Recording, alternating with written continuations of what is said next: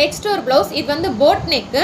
So அந்த ப்ளவுஸோட work வந்து கொஞ்சம் டிஃப்ரெண்ட்டாக இருக்கும். ஆனால் போட்டு முடிச்ச பிறகு எனக்கே அழகாக இருந்தது.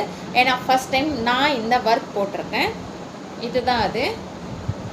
இது வந்து பார்த்தீங்கன்னா பேக் நெக்கு. ஏன்னா கேட்குறவங்களுக்கு பண்ணி கொடுக்கலாம். இது வந்து யாருமே கேட்கல. நானாக ஒருத்தருக்கு பிரெயின் வாஷ் பண்ணி வாங்கியிருக்கேன்.